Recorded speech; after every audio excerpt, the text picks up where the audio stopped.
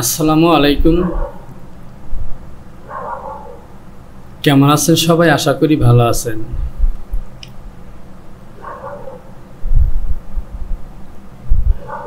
ক্লো 3Dর আজকের ভিডিওতে আমরা 3D প্যাটার্নের কিছু আইকন আছে যেগুলো সুপরিচিত এবং সচরাচর কাজ করতে প্রয়োজন হয়, এগুলি নিয়ে আজকের ভিডিওতে আলোচনা করব।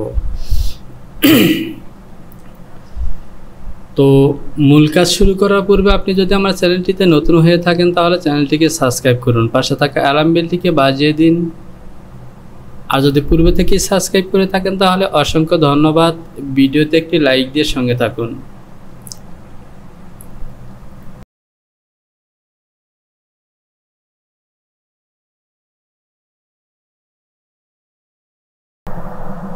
তো শুরুতে এখান থেকে আমি একটি অ্যাভাটার নেব এবং সে সাথে একটি গার্মেন্টস নেব।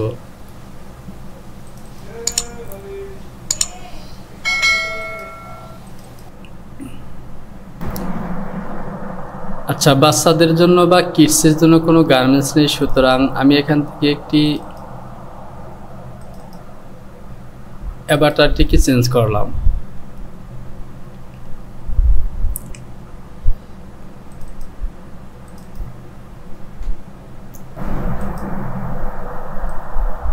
এই গার্মেন্টসটি দেখতে পাচ্ছেন, এই গার্মেন্টসটি অ্যাভাটারের সাথে ফিটিং আছে।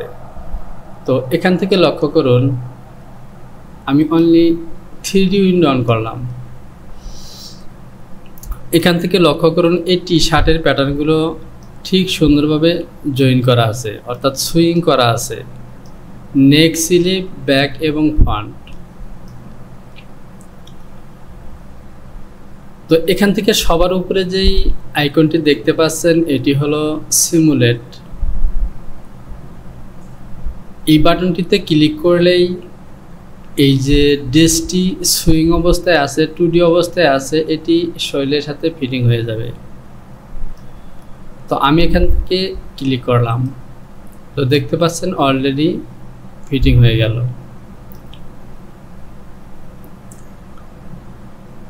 এরপর যে আইকনটি দেখতে পাচ্ছেন হাতের কবজির মতো, এর কাজ হলো এই গার্মেন্টসগুলোকে এভাবে টেনে ঠিক করা,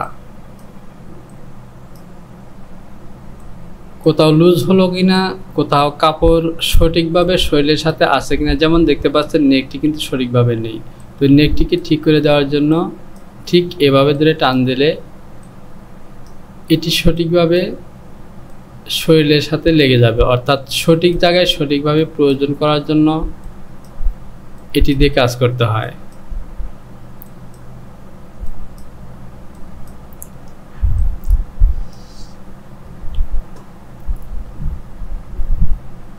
এরপরের আইকনটি হলো সিলেক্ট ম্যাচ।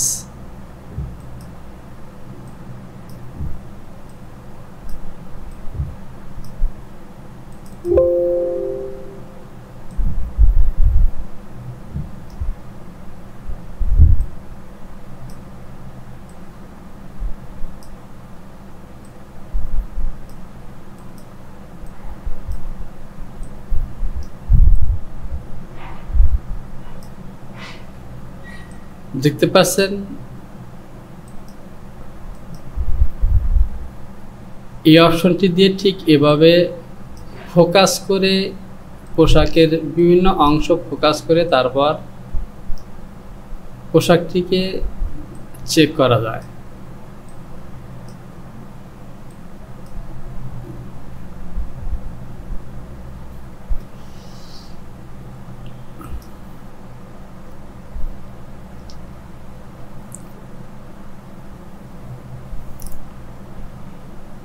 এরপর এখান থেকে যে লাইনগুলো দেখতে পাচ্ছেন সুইংয়ের ফাংশন, তো যেগুলো আমরা 2Dতে দেখেছি, এখান থেকে যেই অপশনগুলো আমাদের দেখা প্রয়োজন তা হলো এই যে একটি অপশন দেখতে পাচ্ছেন, সেটি হলো কি ফোল্ডিং অ্যারেঞ্জমেন্ট। ধরুন এই যে স্লিপের বা বটমের যে হেম থাকে, এই হেমগুলোকে ফোল্ডিং করার জন্য বা কলার ফোল্ডিং করার জন্য এই ফোল্ডিং অপশনটি ব্যবহার করা হয়। এরপর এখান থেকে আরও আছে এই যে মেজারমেন্ট টেপ দেখছেন, এগুলো সিলেক্ট করে আমরা এই বডিগুলোকে মেজারমেন্ট করতে পারি।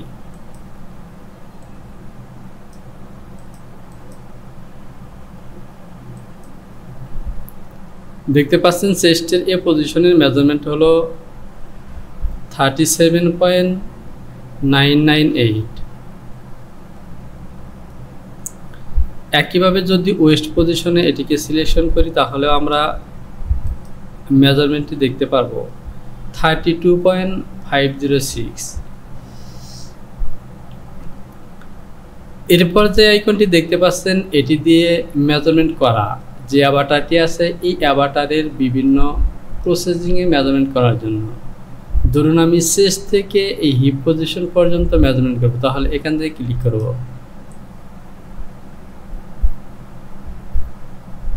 এরপর ঠিক এভাবে দেখতে পাচ্ছেন 28 বা 28, অর্থাৎ মেজারমেন্ট টেপ দিয়ে আমরা যেভাবে মেজারমেন্ট করি ঠিক এই আইকনটি দিয়ে সেভাবে মেজারমেন্ট করা যাবে।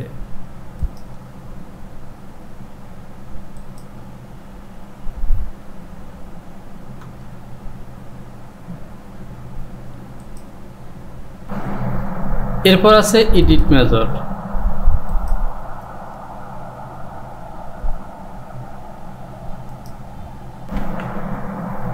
তো প্রিয় ব্যাপার, আসলে আইকনগুলো নিয়ে আলোচনা করা তেমন কোনো বিষয় নেই। এই যে দেখতে পাচ্ছেন জিপার এডিটিং, বাটন এডিটিং, আমরা এগুলো যখন গার্মেন্টস তৈরি করব এবং এই বাটন লাগাবো, সুইং দেব, ফোল্ডিং করব, তখন আমরা এই আইকনগুলি কাজ আস্তে আস্তে শিখব। এগুলো আসলে মুখস্থ করার বিষয় না। তো এখান থেকে আরও কিছু জিনিস দেখি, তা হলো এই যে দেখতে পাচ্ছেন 3D সফটওয়্যারের, এখান থেকে আপনি চাইলে এই হেড অপশনটিকে চেঞ্জ করতে পারবেন। তো দেখতে পাচ্ছেন ঠিক একটি অরিজিনাল যে ড্যামি সেটির মতো হয়ে গেছে, আর এটি কিন্তু অনেকটা লাইভ ড্যামির মতো। তো দেখতে পাচ্ছেন এখানে 3 ধরনের ড্যামি আছে যা আমরা এখান থেকে চেঞ্জ করতে পারি।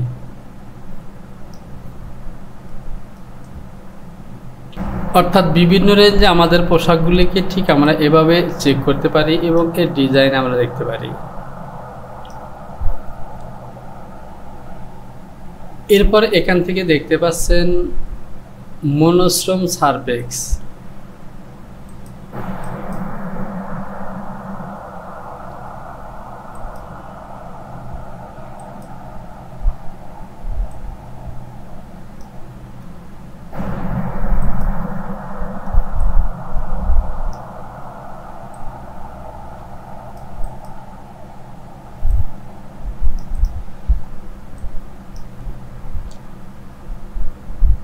এরপর এখান থেকে দেখতে পাচ্ছেন এই যে আইকনটি দেখতে পাচ্ছেন, এখান থেকেও এগুলি কিন্তু আমাদের প্রয়োজন, জানা প্রয়োজন। তো এখান থেকে যদি আমি এটিকে অফ করে দিই তাহলে আমাদের অ্যাভাটারটি কিন্তু হাইড হয়ে যাবে। তো দেখতে পাচ্ছেন আমাদের পোশাকটি আছে, অ্যাভাটারটি হাইড হয়ে আছে। এরপর যদি এটিকে সিলেকশন করি তাহলে দেখতে পাচ্ছেন এই যে বিভিন্ন পজিশনের এই পয়েন্টগুলো শো করেছে। আমরা যখন প্যাটার্ন 3D অ্যাভাটারের সাথে ফিট করব বা এই যে প্যাটার্নগুলোকে বিভিন্ন পজিশনে আমরা সেট করব, তখন কিন্তু আমাদের এই পয়েন্টটি অন করে নিতে হবে। আমি আপনাদের একটি দেখিয়ে দিচ্ছি। তো ধরুন এখান থেকে আমি এই প্যাটার্নটিকে 2D রিসেক্ট দেব।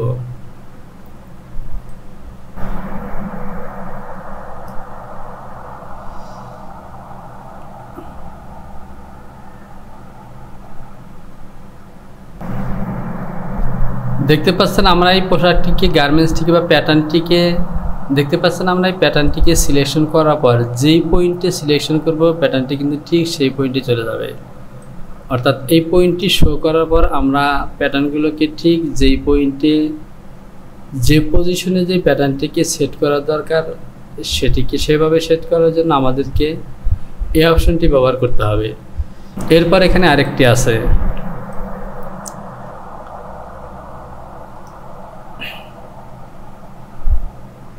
তো এগুলো আপনারা ক্লিক করে করে দেখে নেবেন। এখান থেকে আমরা অ্যাভাটারটিকে হাইড করেছিলাম, আর এখান থেকে আপনারা গার্মেন্টসটিকে হাইড করতে পারবেন। তো দেখতে পাচ্ছেন গার্মেন্টসটি হাইড হয়ে যাচ্ছে। আমি এটিকে চেঞ্জ করে নিই। এবার যদি আমরা এখান থেকে এটিকে ক্লিক করি তাহলে দেখতে পাচ্ছেন গার্মেন্টসটি হাইড হয়ে গেছে। আর এখান থেকে যদি এই অপশনটিকে ক্লিক করি তাহলে অ্যাভাটারটি হাইড হয়ে যাবে। আবারও ক্লিক করব, চলে আসবে, এখান থেকে গার্মেন্টসটিও চলে আসবে।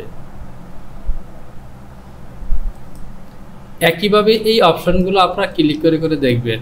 তো দেখতে পাচ্ছেন এখান থেকে পজিশনের যে মার্কগুলো সেগুলো কিন্তু শো করেছে।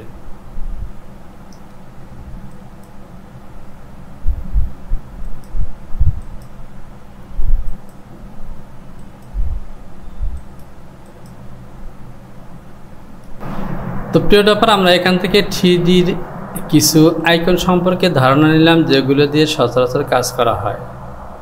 যেমন মেজারমেন্ট কিভাবে নেবেন, মেজারমেন্ট কিভাবে চেক করবেন, কিভাবে হেম ফোল্ডিং করবেন। আর এখান থেকে যদি বাটনের কথা বলি তাহলে দেখতে পাচ্ছেন জাস্ট এখানে যদি বাটন লাগানোর প্রয়োজন হয় আমরা বাটনটিকে সিলেক্ট করব এবং এখানে ক্লিক করব। দেখতে পাচ্ছেন বাটনগুলো কিন্তু অলরেডি এখানে চলে এসেছে। আর এই বাটনটিকে এডিট করার জন্য বা পজিশন চেঞ্জ করার জন্য, কাজ করার জন্য এটি।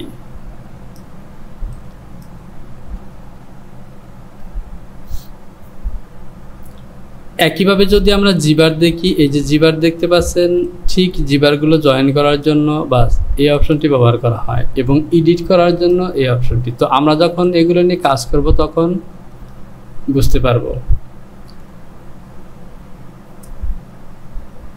আর এখান থেকে দেখতে পাচ্ছেন স্টিচ বা স্টিচের কিছু ফাংশন। এবার যদি আমরা এখান থেকে 2D আইকনগুলো দেখি তাহলে এখান থেকে দেখতে পাচ্ছেন উপরে স্টিচ এবং সুইং সম্পর্কিত 3টি আইকন আছে।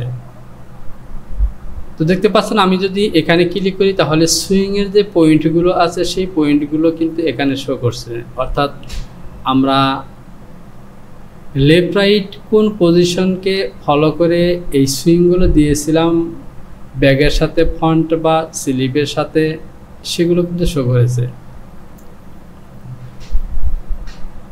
এরপর স্টিচ, তো যেহেতু আমাদের গার্মেন্টসে কোনো স্টিচ দেওয়া নেই সেহেতু এটি শো করছে না। এরপর এখান থেকে দেখতে পাচ্ছেন আমরা যদি এই আইকনটিতে ক্লিক করি তাহলে দেখতে পাচ্ছেন আমাদের যেই লাইনগুলো ছিল, অর্থাৎ ইন্টারনাল যে লাইনগুলো ছিল সেগুলো চলে গেছে। তো বিভিন্ন ক্ষেত্র পজিশনে বা বিভিন্ন পজিশন মোতাবেক আমরা যখন কাজগুলো করব তখন এই আইকনগুলো ক্লিক করে আমরা ব্যবহার করব।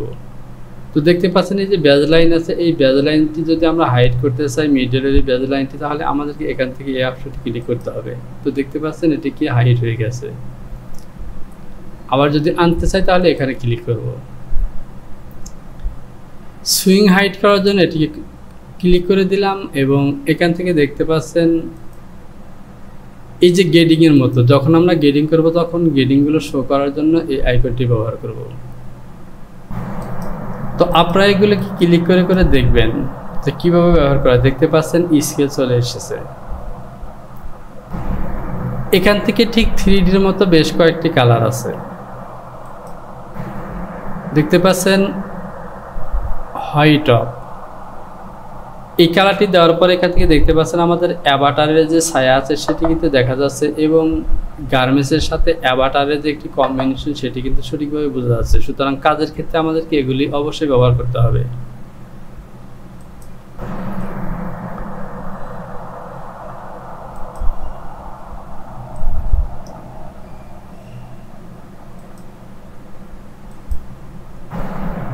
এখানে ক্লিক করার পর দেখতে পাচ্ছেন আমাদের এই কর্নারের যে ইন্ড পয়েন্ট আছে সেগুলো কিন্তু হাইড হয়ে গেছে। আবার যদি ক্লিক করি তাহলে চলে আসলো। একইভাবে এগুলো প্রত্যেকটি আইকনের কাজ আছে, সুতরাং আপনারা এগুলোকে ক্লিক করে করে দেখে নেবেন কোন আইকনটিতে কিভাবে কাজ হয়। তো প্রিয় ডেভেলপার, আজকের ভিডিওতে আমরা 3D এবং 2Dর এই আইকনগুলোর সাথে মোটামুটি ধারণা নিলাম।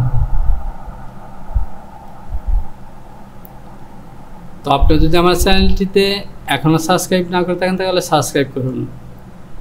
শীঘ্রই চলে আসবো পরবর্তী টিউটোরিয়াল নিয়ে। সে পর্যন্ত ভালো থাকুন, সবার জন্য শুভকামনা।